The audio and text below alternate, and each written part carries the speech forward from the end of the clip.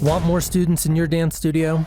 Then you're in the right place. This is Dance Studio Advertising, the only podcast committed to helping you attract, convert, and retain more students fast. So grab a notebook, get your pen, and let's get into it. Hey DSOs, welcome to the very first episode of Dance Studio Advertising, the podcast. I'm Bryce Conlon. I'm joined by my co-host and Dance Motion Marketing co-founder, Kristian Altuve. How you doing, Kristian? Good. Welcome everybody to the first episode.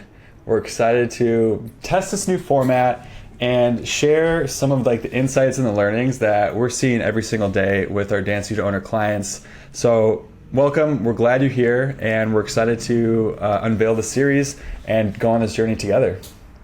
Yeah, and so before we go too much farther, I just want to say this is going to be a weekly show. So if you want those insights, we're not going to hold anything back. As a business, we're on a mission to help 500 dance studio owners double their revenue, enrollments, and profits. And so anything that we learn that will be of value to you, we're going to share that here. So go ahead and hit that subscribe button so you never miss an episode. Now, you've seen the title already. This is episode 1. We're coming out guns blazing. We are going to get into the big reasons that we see that dance studios fail. But before we do that, I wanted to take just a few minutes to introduce us.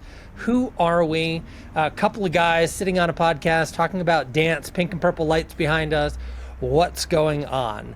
And the short version is 3 years ago, we accidentally co-founded a business that has grown into probably, if I can say this, I don't know, Kristian, if you think we should say this, the premier digital marketing agency specifically focused on dance studios. Is that fair to say? I feel that way. And I think having confidence in what we do is an important part of business. To any studio owner listening to, I think confidence. So yeah, I think so. But yeah, like Bryce said, this was an accident. This was kind of started as a pandemic project, and now it's kind of blossomed into a marketing agency exclusively for dance studios. And we've learned a lot over the way. And we just want to come out and say, we're not dancers. We did not come from this world. And I share that because we had to go through a huge learning curve to understand the nuances of your world as dance studio owners, huge learning curve. We didn't make a single penny in this business for the first 13 months because there's just that much information and context that we had to really catch up on to really understand how do we help? How can we help this industry? And we fell in love really quickly at the very beginning when we interacted with our first group of studio owners. We knew immediately, wow, these are amazing humans. They're ambitious, they're working hard, but there's just some love that this industry needs in terms of the digital marketing side of things. And so even though we fell in love with it, it took us a long time to kind of get into the choreography of marketing and growing a dance studio year after year. When I say accidental business, this was an accidental business because we had, one of your clients at the time, before we were even working together, came to you and needed help, and they were a dance studio. And I already know this story, but how did it go? It didn't go so well at the beginning, Bryce. And I came in already with video production experience, digital marketing experience, and I knew all the basics. You guys all hear it in the conferences. They talk about paid ads, marketing funnels. I came in with some of this knowledge. And here was a dance studio. We made the videos. And I'm like, all right, well, you want new customers? Well, more people need to see this video. More people need to come in for some kind of a new student special offer. Let's put the pieces in place. And transparently, it took a lot of wasted ad spend, trial and error to figure out what to do it good. And I honestly, Bryce, I was banging my head against my desk because I'm doing the things that are in the textbook of marketing. Why isn't it working? And I think it's important to share this failed lesson because dance studios are such a nuanced business that you really need someone, I think, who understands the inside world. What are actual parents or people thinking about as it comes to enrolling a child in dance? Yeah, the textbook things work, but there's a lot of context and detail that is missed unless you are inside this industry day to day. So it took a long time to tweak things. I'm sure a lot of you can relate with spending money on ads, seeing things not work, and that's okay. Let me tell you, as a professional marketer, I had trouble in my early days too. And so just want to share some empathy with you that this stuff is hard and we have to look at it through a different lens. And so that's how we kind of accidentally got into it. Just a lot of trial and error. And now it's kind of flourished over the years where people started sharing our name because what we were putting into place started working. And studio owners, they're really generous. Like you have strong communities, and that's kind of how our name started getting out there in the early days. Yeah, and now fast forward 3-ish years, and it's a totally different ballgame. At this point, we have a strong team supporting us. We have hired current and former dance studio owners to come and help advise and help to make sure that we're keeping our fingers on the pulse and that all of our studio clients are being well taken care of, then in that nuance is being considered, because it really is a very different world than just, run an ad and have it work. And we hear that from a lot of studio owners who go to the conferences and they'll watch the webinars that some of the associations put out, and they try it and they fail. And yeah, we did too. It took a while. It took a long time. So it did. But yeah, long story short, over the years, we must be doing some things well now because we're excited to be getting invited to speak at conferences like Energize in Chicago. Regold's group is starting to invite us in. And so a lot of the insights and the knowledge that we're going to be sharing on this podcast, you'll get to come meet us in person on stage at these amazing conferences where you can just have a lot of interaction to soak it up. So to any listeners meeting us for the first time, we're looking forward to hopefully seeing you on the roadshow this summer of 2024 at the time that we're recording this episode. So we're out there, we're involved, we're in your world now. We hope you can welcome some 2 non-dancer professional marketers into your lives and maybe give you new perspectives on how you can improve your enrollments overall. Oh, I'm just going to say, I know that I'm not a dancer, but there is a rumor that Kristian has learned how to throw a mean hitch kick. So I'm just going to float that out there as an Easter egg today. And you can pester him about that when you meet us on the road, either at Energize or at Regold. But that said, you clicked on this podcast most likely because of the title.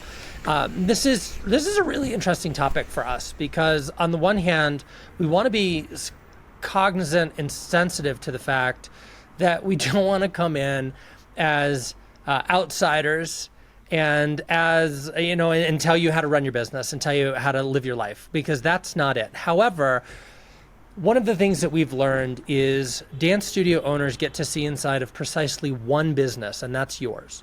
At our team, from our vantage point, we get to see inside of dozens of businesses on a daily basis. And that allows us to see what's working and what's not working so well. And at first, it felt like, to be honest, and Kristian, you can agree, it felt like chaos seeing inside of all these businesses. The difference is how you run, the way you position your offer, the seasonality. You run September to May, you're year round, you do summer camps. It was chaos. However, over the last several years, we've really started to find the patterns. And there are a few red flags for us, things that we can see when we look at a business and understand how successful is this business likely going to be. And largely it is, and I'll give you this up front, going to be based on the mindsets, decisions, and behaviors of you, the studio owner. And so we're just going to get into it. We're going to kind of bounce back and forth and just have a conversation, see where it goes. So Kristian, from your perspective, what's up first? Why do dance studios fail? So I think number one thing that stands in my mind is your execution. The ability to execute, in my opinion, is the difference between a winning enrollment system and one that struggles to convert leads and into new student registrations. So you can have 2 dance studios running the same exact strategy. Let's call it the free trial class. But the one that ends up getting more students is the one that can execute it better. And so really execution is a big piece of this. And this is everything from the creative and what you use to attract and get parents to know that you exist, all the way through your communication, the processes, the team, everything that's involved, where that students in the class for the very first time, to how you and your team interacts with them, and ultimately how you ask for the sale. there's so many steps in there. I think execution is a big piece. Doesn't matter how good or pretty your ad is. If you're not executing, it's not going to lead to more enrollments. Yeah, we do see that a lot. And it comes up, I find, actually, this time of year, we're recording this in the middle of April. Competition is all abuzz. Recital or end of year showcases are right around the corner. Summer's programming, whatever that looks like for you, is getting launched. And we do see this incredible focus on executing in all three of those domains very, very well. But, and it makes sense, right? You don't want your studio to be embarrassed when you step on the big stage and your dancers are in the limelight. And so everything has to be just perfect. The hair, the makeup, the costumes, the music, the choreo, it all has to be perfect. And that's awesome to see that A, you know that, and B, you take that much pride in your business. However, what we see truthfully is that on the attraction and conversion and retention side, oftentimes that same level of detail and that commitment just isn't there. It just isn't there. And so when Kristian's talking about execution, that's really what it is taking, just like you would put a choreography in place and then teach it to every one of your dancers and make sure everyone knows the steps and the timing and the how and the why. It's the same for the actual mechanics of your business. And yeah, I think, Kristian, did I sum that up well? Because that's how I heard it, and that's how I think about the execution component.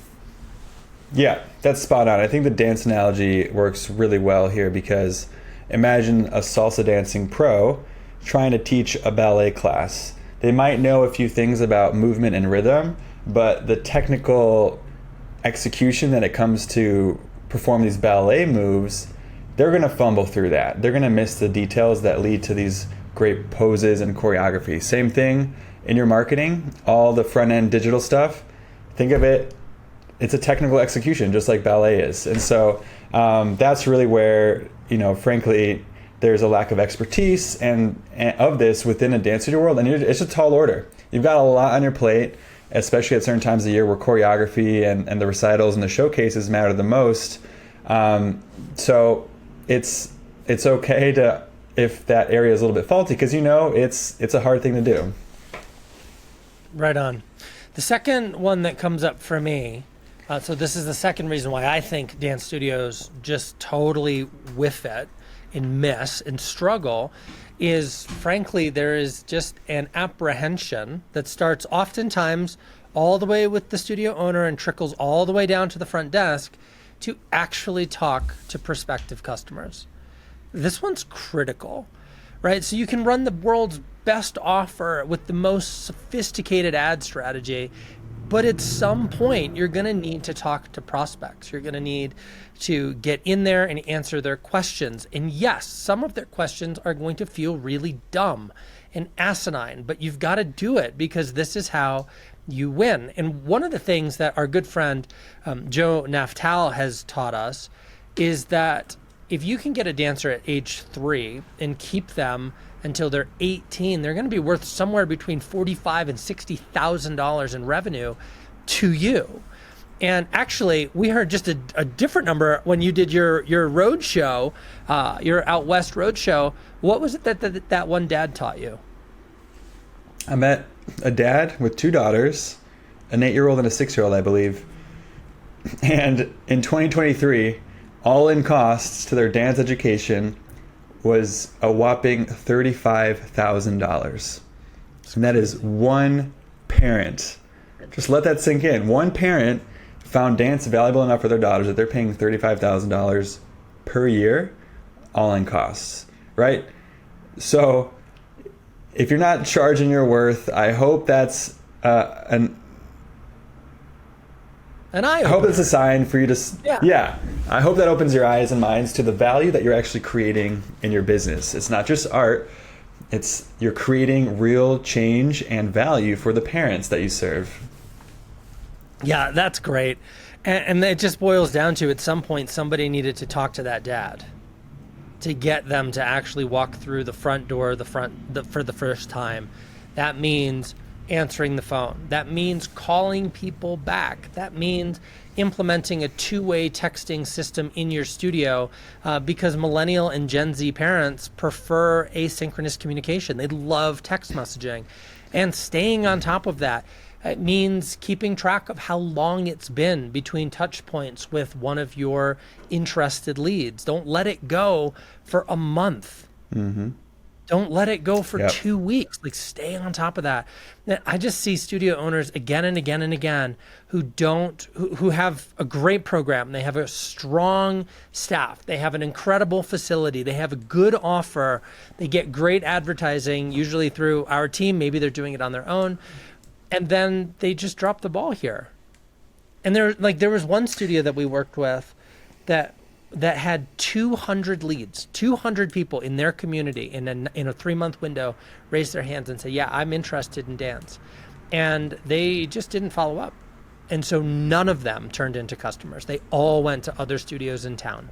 And that just breaks my heart, because you look at that $30,000 that one parent is paying for his 2 kids, and you multiply that by any number of leads, and suddenly we're talking about real money and the ability to create financial stability for yourself and your team. So it breaks my heart when I hear that, but I think that's a big reason why studios fail. And that's just a big thing. So anyone listening, like, we're getting really passionate and digging deep into these things because we want you to have a financially lucrative life. We've got clients who they pay themselves a 6-figure salary as an owner. And we know that's so possible for so many of you. And we want to help make that happen for you, because, you know, we hear sometimes that some of our clients get a bad rap saying, when are you going to get a real job? Or when are you going to let go of this dance thing? And that breaks my heart, because you have this vehicle that has so much potential. And we really honestly are getting to the point where we're like, we don't want any more poor studio owners. Like, you deserve this. Right. And so that's kind of why we're coming at this with like a new tone, because like at this point, like in our 3rd year in business, like enough is enough. We want to help this industry win and have a fulfilling career so you can support your family and yourself, and have a lasting legacy. So I just want to throw that in there. And I think this weaves us in some of the things that Bryce, you were mentioning, into point number 3. And this is the conversation of delegation. So oftentimes the ball doesn't get dropped because of lack of skill. It's maybe because now we're separating ourselves a little bit too early from a process. So I heard this quote the other day. If you delegate too much, you're going to lose, because now you don't see the day-to-day operations. But if you don't delegate at all, you also lose, because you can't scale and get your team involved. And so in many instances here, I'm just kind of advocating for owners to maybe find that balance of being involved in a process to the point where it works flawlessly, and then now you can train someone. And maybe, Bryce, we can share some of the stories that we've seen from people trying to delegate away things too quickly, and maybe some of those who aren't delegating anything at all. Yeah, I mean, I think one of the fastest things that gets delegated is sales and follow-up, sales and staying in touch with your leads.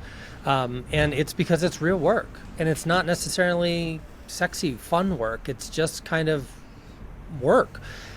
We have to do that too in our world. We actually call it chopping wood, meaning like, yeah, it's not fun, but if you want to keep the house warm this winter, it's what you got to do. And I think that really does sum it up incredibly well. And so we do see pretty consistently that when studio owners try to delegate away important tasks before they have done it for long enough to understand the ins and outs of it, it doesn't lead down a good road. We take the approach, like I take the approach, that you should literally do whatever it is 300 times before you even think about trying to pass the baton on to somebody else. You do it the first 100, you're just going to be finding your footing.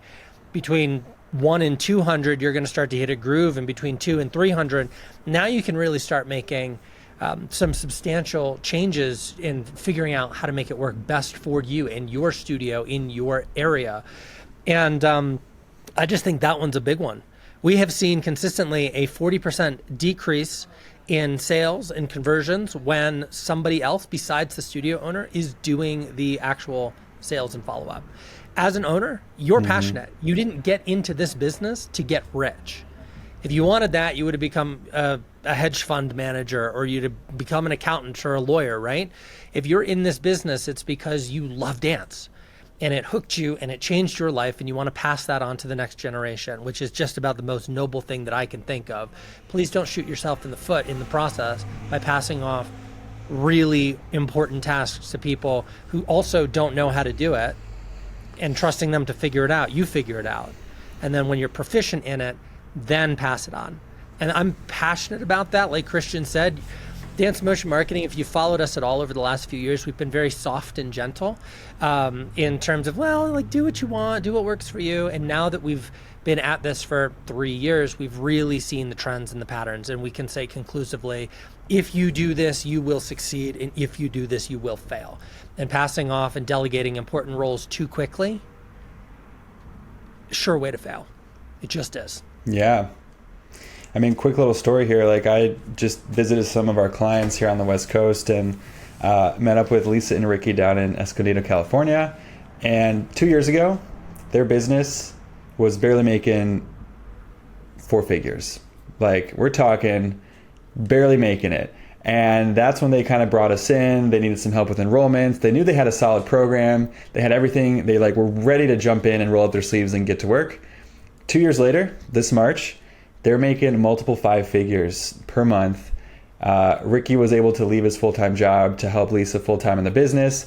And when I was sitting down and talking with them, I was asking, like, what do you think has been helping to your success? And Lisa, the amazing owner, she is the communicator. She's talking to all the new parents who want to come in and try one of the programs. Either Lisa or Ricky are at all times at the desk during classes. They're talking to every single parent on their way in and on their way out, and they're registering a lot of those trial students because it's them. On the contrast, I just got an email this morning from a client where she said, hey, dance motion marketing, here's my new enrollment specialist. You're talking to this person now. 4 months have gone by, and the owner is saying, hey, you know what? Our conversions have not been where they're at, and I need to get back involved. So you're going to be seeing a lot more of me. And so that's 4 months of time where a studio could have made significant gains, but now they're kind of plateaued, and they almost have to build back up again. And so that one is a really stark example in my mind of, if you delegate this too soon, your results are going to suffer. That one's right on. That actually leads right into my next reason why dance studio owners often struggle or fail. So reason number 4 is very simply, you're not measuring what matters. And so this we see again all the time, specifically in the follow-up. We see it in conversions. We see it in the front desk.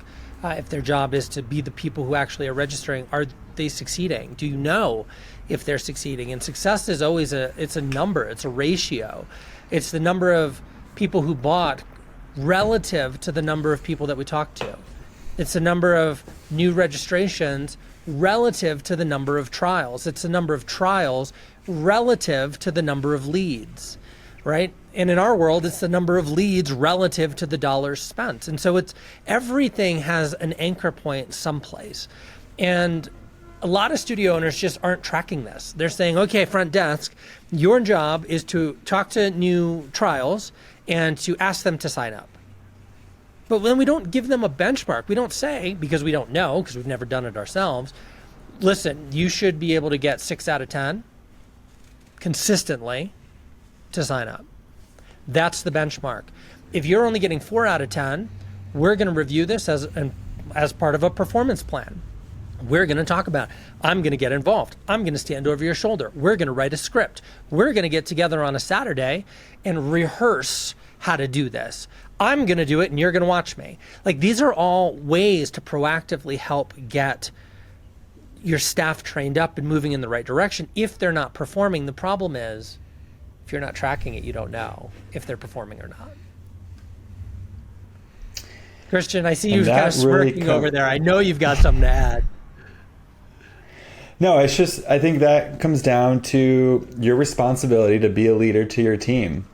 And like Bryce, what you're hitting on is spot on with benchmarks. Like we're going through this learning curve ourselves where we had a conversation where Bryce was like, hey Kristian, how come we don't have strategy calls? I'm like, oh, well, we haven't been advertising. And so we're learning this ourselves. Like we gotta spoon feed our own medicine that we're sharing right now, and like our own accountability. And I share these vulnerabilities with you because entrepreneurship and business ownership, it demands a lot from us, and things do fall off our plate. But imagine the difference for a moment of handing something off to someone and then 3 months later you have no idea how well they did, versus what Bryce is suggesting where, hey, your performance goal is to get 6 out of every 10 trials to convert, and you meet with this individual every Friday to recap the week. Imagine the difference that it does in a 3-month time frame when you're actually measuring and paying attention to these numbers, because hey, if after 2 weeks it's 2 out of 10, there's something amiss that you need to go investigate and improve upon. So if you're going to delegate, make sure that it is your responsibility to meet with this person, hold them to a standard, and just look at the numbers, right? That also includes drops and cancellations, because every business owner knows, doesn't matter how many students you're adding if you're not keeping them on the back end. Otherwise, it's a leaky bucket and you're going to be jogging in place, and that's not where you want to be. We think if studios who stay stagnant are actually not growing, and you want to be growing. So look at the numbers. I can't stress that enough. Yeah, we see this all the time, where we'll talk to studio owners anecdotally and we'll say, how are things going? Oh, fantastic. We just enrolled 12 new dancers this week. And you go, yeah, wow, kudos, bravo. Well, then you look at the numbers and they lost 17 out the back that very same week and didn't know. And that's a real story. Like, we've really actually seen that happen more than once. And so understanding all of your numbers, right? The cash coming in, the number of active current students, the number of enrollments, how many kids are taking more than one class, what percentage of kids are taking more than one class.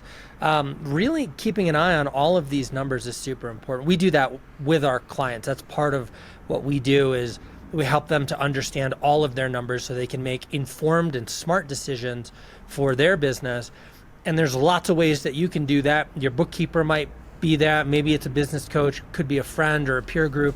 However you're doing it, keep track of every number in your business so that you can actually make smart decisions. So that's going to be super important.